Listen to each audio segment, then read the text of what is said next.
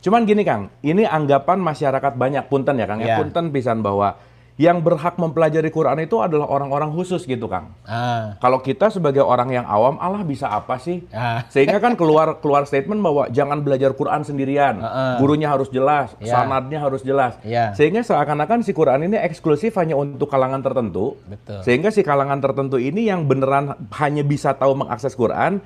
Nah, mending kalau si kalangan tertentu ini juga mengajarkannya sesuai dengan metode yang quote Iya, and quote sesuai gitu. Nah, iya, balik Kang, apakah Quran ini untuk kalangan tertentu atau gimana sih Kang? iya. Kalau ada dokter nih bilang ke pasiennya, nggak usah cari dokter yang lain, di sini aja. Dokter yang lain belum tentu.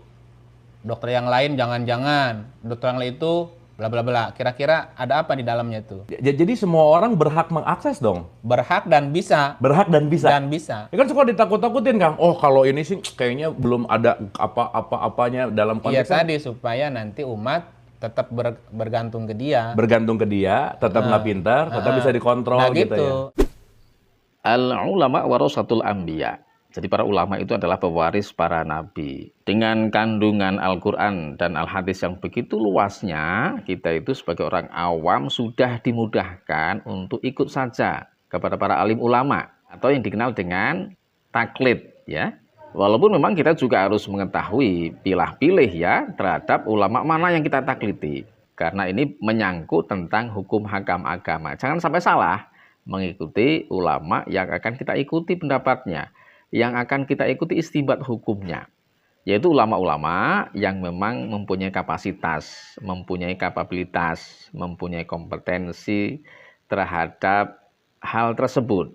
Sehingga kita sebagai mukallid nanti akan diajak kepada satu perkara yang benar ya, penafsiran hukum yang benar, pengamalan hukum yang benar. Jadi akses terhadap Al-Quran itu ya sebenarnya bisa saja setiap orang mengakses Al-Quran, membaca Al-Quran, memahami Al-Quran, menafsir Al-Quran.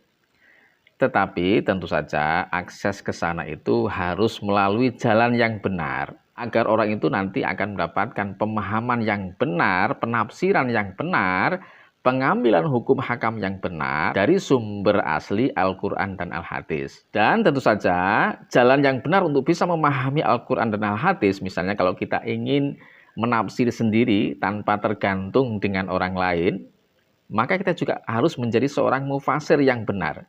Mufasir yang mempunyai kapabilitas, punya kompetensi mufasir yang diakui.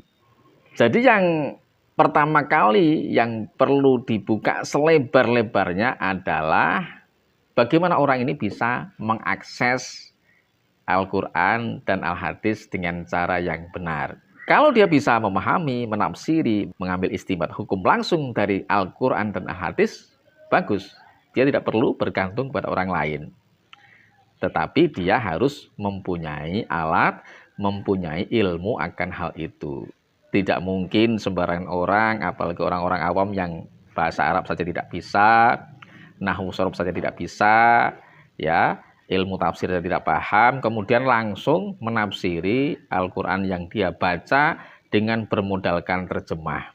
Nah, ini nanti akan masuk ke hadis riwayat Ahmad tadi, wal yatabawwa maq'adahu minan nar. Dia akan melakukan penafsiran, akan melakukan pembicaraan tentang isi kandungan Al-Quran tanpa menggunakan alat-alat, menggunakan keilmuan yang diperlukan dalam menafsiri Al-Quran. Karena begitu luas kandungan Al-Quran, maka tentu saja tidak akan sembarangan orang bisa menyelami kandungan Al-Quran dan Al-Hadis yang begitu luasnya tanpa menggunakan alat-alat keilmuan yang memadai. Jadi kesimpulannya memang benar, dibuka akses lebar-lebarnya kepada siapa saja yang ingin mempelajari Al-Quran.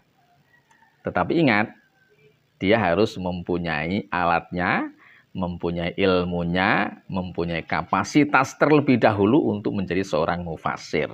Jadi inilah yang dibuka selebar-lebarnya seharusnya adalah bagaimana orang ini bisa menjadi seorang mufasir yang kompeten, menjadi seorang ahli tafsir yang berkapasitas, sehingga nanti dia akan masuk dalam kategori orang-orang yang menafsirkan Al-Quran dengan ro'yinya padahal dia tidak mempunyai alat sama sekali untuk menafsiri Al-Quran. Hanya bermodalkan terjemah misalnya. Ini akan sesat dan menyesatkan tentunya. Assalamualaikum warahmatullahi wabarakatuh.